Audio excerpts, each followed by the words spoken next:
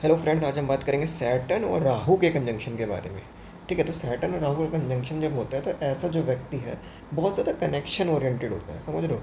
ऐसा जो व्यक्ति ना कनेक्शंस बनाने में विश्वास रखता है, उसे लगता है कनेक्शंस बना के मैं जल्दी जल्दी अपनी लाइफ में सक्सेस हासिल कर दूंगा।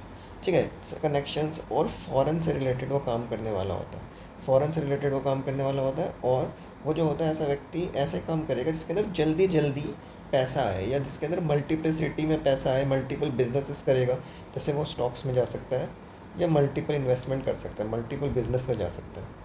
ठीक है, अब ये डिपेंड करता है कि वो और कौन से प्लानट या कौन सी राशि से कनेक्ट हो रहे हैं। सबसे पहले तो सैटर्न अगर यहाँ पर है और राहु यहाँ पर है, ठीक है, या फिर अगर आपके ट्राइन में भी लोगे सैटर्न अलग यहाँ पर है और राहु उसके ट्राइन में आ गया, तब भी सैटर्न राहु का ही कंजंक्शन माना जाएगा। तो ये सारी चीज़ें इन सब में एप्लीकेबल होगी।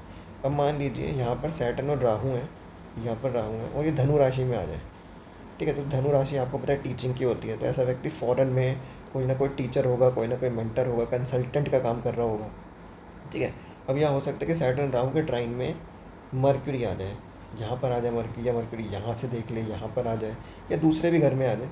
तो ऐसा जो व्यक्ति है कहीं ना कहीं बिजनेस, ट्रेडिंग, या फिर लैंग्वेज से रिलेटेड, या फॉरेन की लैंग्वेज वो जानता होगा, अपने लैंग्वेज के थ्रू फॉरेन में ट्रेड कर रहा होगा, ऐसे काम कर रहा होगा।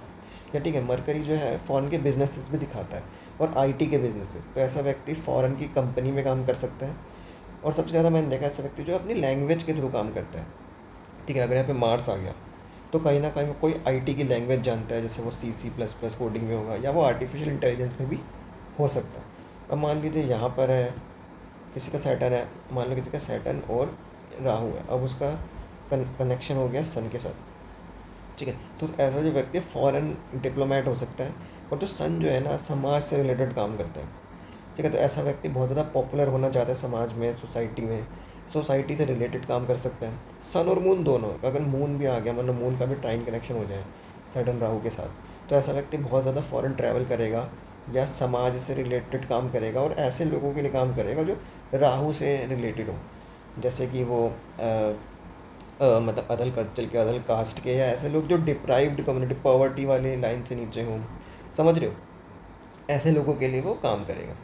ठीक है, अगर यहीं पर ही मून की जगह सैटर्न और राहु के आगे आगे भी है ट्राइन में, कहीं पर भी कौन सा वीनस आ जाए, जैसे वीनस आ जाए, तो ऐसा व्यक्ति बहुत ज़्यादा लग्जरी फॉरेन के ब्रांड रिलेटेड काम कर सकता है। हो सकता है वो फ़ॉरेन से परफ्यूम वगैरह ट्रेड करे, या फ़ॉरेन से लग्जरी कपड़े, जूते, गाड़ियाँ, वीनस गाड़ियों का भी कारक है, उसे ट्रेड करे।